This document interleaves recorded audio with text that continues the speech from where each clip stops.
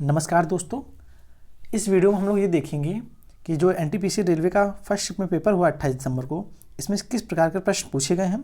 इसका पीडीएफ भी आप लोग को हमारे टेलीग्राम ग्रुप पर मिल जाएगा। ठीक है, तो चलिए हम लोग देखते हैं कि इसमें जीके, जीएस, रीजनिंग और मैथ के किस प्रकार के क्वेश्चन पूछे गए हैं। ठीक है, तो चलिए शुरू करते हैं।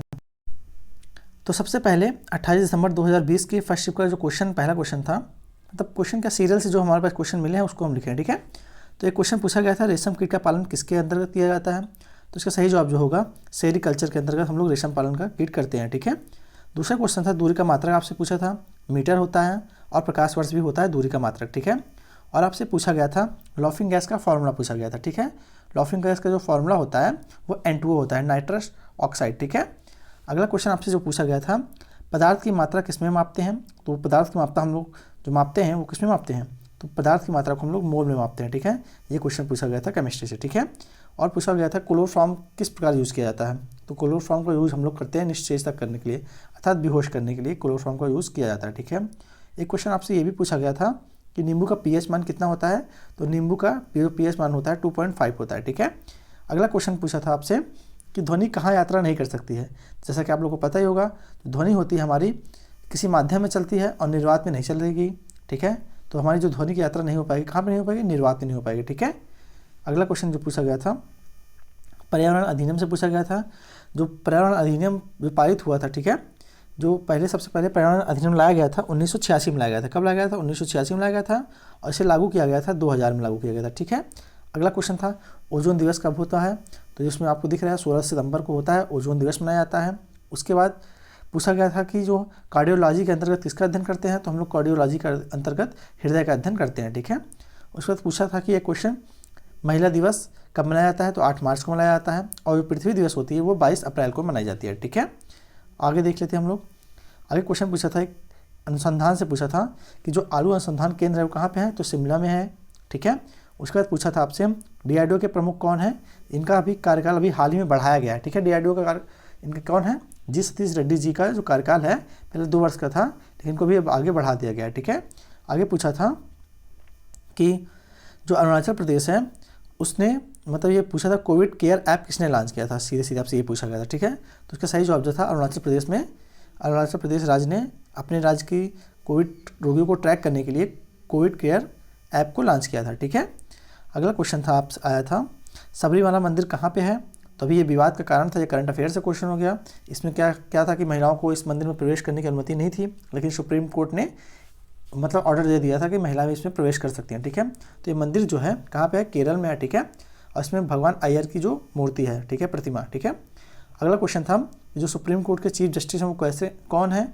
तो हैं शरद अरविंद बोबड़े हैं। कौन से हैं, शरद अरविंद बोबड़े। ठीक है, अगला क्वेश्चन था आपसे पूछा था, चंद्रयान 2 को कब लॉन्च किया गया था। तो 22 जुलाई 2019 को लॉन्च किया गया था। ठीक है, और इसके 3 पार्ट थे। इसे लॉन्च कौन किया था, इसरो ने अपने लॉन्च किया था। ठीक है, इसके 3 पार्ट थे, एक था लैंडर, एक था रोवर और एक था ऑर्बिटर। ठीक है, 3 पार्ट थे। ठीक है, अगला क्वेश्चन था इलेक्शन कमीशन से था। इलेक्शन कमीशन से क्या क्वेश्चन था, पूछा था कि 3 मतलब कुछ भी पूछा था, क्वेश्चन को क्लियर नहीं है क्या पूछा था इसमें से, लेकिन आपको मैं बता देता हूँ। ये जो इलेक्शन कमीशन है भाग 5 संविधान के भाग 5 के आर्टिकल 324 से 329 के अंतर्गत आते हैं। ठीक है, और जो इलेक्शन कमीशन हमारे हैं हेड वो सुनील अरोड़ा जी हैं। ठीक है, और जो मतदाता दिवस मनाया जाता है 25 जनवरी को मनाया जाता है। ठीक है, आगे हम लोग देखते हैं किस प्रकार का क्वेश्चन पूछा गया था। आगे क्वेश्चन पूछा गया था कि जो हिमाचल प्रदेश है उसके CM कौन है। तो CM पूछा था तो जयराम ठाकुर जी हैं। अब हो सकता है अगले शिफ्ट में राज्यपाल पूछ ले, तो बंडारू दत्ता जी हैं। कौन है, बंडारू दत्ता जी हैं। ठीक है, और अगला क्वेश्चन पूछा था आपसे, स्वराज मेरा जन्मसिद्ध अधिकार है किसने कहा था। तो ये कहा था बाल गंगाधर तिलक ने कहा था। ठीक है, किसने कहा था, बाल गंगाधर तिलक ने कहा था। ठीक है, आगे देखते हैं हम लोग। अगला पूछा था 2019 से करंट अफेयर का क्वेश्चन था कि ज्ञानपीठ जो पुरस्कार है वो किससे मिला था 2019 में। तो अमिताभ घोष को मिला था। किसको मिला था, अमिताभ घोष को मिला था। एक क्वेश्चन था, लोकसभा में सदस्यों की सीटें संख्या कितनी है। लोकसभा में सदस्यों की संख्या कितनी है। तो वर्तमान में 545 है लोकसभा में सदस्य की सीटें। ठीक है, चलते हैं आगे देखते हैं। अगला जो क्वेश्चन पूछा था, भारत की सबसे लंबी तटरेखा वाला राज्य कौन सा है। तो ये था गुजरात है। ठीक है, गुजरात की रेखा जो है सबसे लंबी है तटरेखा। ठीक है, अगला क्वेश्चन IPL से पूछा था। IPL से बहुत इंपॉर्टेंट है, आप लोग इसको पढ़ लीजिएगा कहीं ना कहीं से। मैं आप लोग को इसके बाद एक वीडियो भी दे दूंगा IPL से रिलेटेड। ठीक है, तो क्वेश्चन जो था कि IPL कहाँ हुआ था। ठीक है। तो IPL जो हुआ था, जो फाइनल हुआ था इसका 10 नवंबर को हुआ था, फाइनल दुबई में हुआ था, ठीक है। किसके किसके बीच हुआ था? दिल्ली और मुंबई के बीच में हुआ था। विनर कौन हुई थी? मुंबई हुई थी। और इस मैच में जो मैन ऑफ द मैच थे ट्रेंट बोल्ट थे, ठीक है। अगला क्वेश्चन था कि जो रजत रंगड़ी बुक है इसके जो लेखक कौन है? तो कल्हड़ है। कौन है? कल्हड़ जी हैं रजत रंगड़ी बुक के लेखक, ठीक है। अगला क्वेश्चन था आपसे, मुकुर्थी नेशनल पार्क कौन सा था? मुकुर्थी नेशनल पार्क कहाँ पे है? तो तमिलनाडु में। कहाँ पे है? तमिलनाडु में है, ठीक है। उसके बाद था सैंडल पीक जो चोटी है वो कहाँ पे है? तो हमारे अंडमान निकोबार द्वीप समूह में है, ठीक है। और अंडमान की सबसे ऊंची चोटी कौन सी है? सैंडल पीक है, ठीक है। अगला क्वेश्चन था इंडोनेशिया की कैपिटल कौन सी है? तो जकार्ता है, ठीक है। अब इसकी जो कैपिटल है चेंज भी हो रही है, इंडोनेशिया की कैपिटल दूसरी जगह शिफ्ट कर रहे हैं, बोर्नियो द्वीप पर, ठीक है। अगला क्वेश्चन था बंगाल का विभाजन कब हुआ था? किसके शासनकाल में हुआ था? ठीक है, तो लॉर्ड कर्जन के शासनकाल में हुआ था, ठीक है। तो फिर अगला क्वेश्चन है आया था सबसे युवा राष्ट्रपति कौन बने थे भारत के? तो नीलम संजीव रेड्डी जो है सबसे युवा राष्ट्रपति भारत के बने थे, ठीक है। अगला क्वेश्चन आपसे जैन धर्म से पूछा था, क्या पूछा था ये नहीं कन्फर्म है, लेकिन आपको बता दें यही पूछते हैं। तो उसमें पूछते हैं कि जैन धर्म के प्रवर्तक कौन कौन है? तो उसमें पहला पूछता है, 23वां पूछते हैं और 24वां पूछते हैं, ठीक है। जो पहले थे वो ऋषभ देव जी थे, और जो 23वां थे वो पार्श्वनाथ थे, और जो 24वां थे वो महावीर स्वामी जी थे, ठीक है। उसके बाद पूछा था आपसे कोविड-19 वैक्सीन बनाने वाला प्रथम देश कौन सा है? तो इसमें देखिए अगर पता नहीं क्वेश्चन कैसे पूछा था, लेकिन अगर आपसे पूछता है कि जो मान्यता प्राप्त मतलब जो वैक्सीन थी वो ब्रिटेन में लगी थी, ठीक है, ठीक है। लेकिन अगर आपसे पूछे सबसे पहले किसने बनाया था? रूस ने बनाया था, ठीक है। इसका जो वैक्सीन का नाम था स्पुतनिक 5 था। कौन सी? स्पुतनिक 5 थी। लेकिन जो ब्रिटेन ने अपने यहाँ मान्यता दी थी वो फाइजर की वैक्सीन थी। कौन सी वैक्सीन थी? फाइजर की वैक्सीन थी, ठीक है। आप लोग फाइजर के बारे में कुछ नॉलेज ले लीजिएगा, हो सके उससे कुछ रिलेटेड पूछ सकता है आगे के एग्जाम में, ठीक है। आगे देखते हैं। तो आपसे कंप्यूटर से क्वेश्चन पूछा था URL की फुल फॉर्म क्या होती है? तो URL की जो फुल फॉर्म होती है यूनिफॉर्म रिसोर्स लोकेटर होती है, ठीक है। आगे देखते हैं कौन सा क्वेश्चन पूछा गया था। आपसे क्वेश्चन पूछा था कि भारत के जो आर्मस सेन थे इनको नोबेल किस वर्ष मिला था, ठीक है। तो इनको 1998 में मिला था, इकोनॉमी के फील्ड में इनको नोबेल पुरस्कार मिला था, ठीक है। उसके बाद आपसे पूछा था एक बाकू किसकी राजधानी है, ठीक है।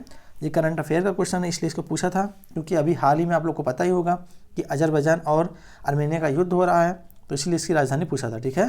तो जो बाकू है ये अजरबैजान की राजधानी है, ठीक है। तो आर्मेनिया की भी आपसे अगले शिफ्ट में पूछ सकता है किसी शिफ्ट में। तो आर्मेनिया की जो राजधानी है ये येरेवान है। कौन सी है? येरेवान, ठीक है। आपसे एक नीति आयोग से एक क्वेश्चन पूछा था, आप लोग देख लीजिए कहाँ पूछा था, ठीक है। उसके बाद आपसे एक क्वेश्चन ये भी पूछा था कि सुषमा स्वराज जी को मरणोपरांत कौन सा विभूषण दिया गया था?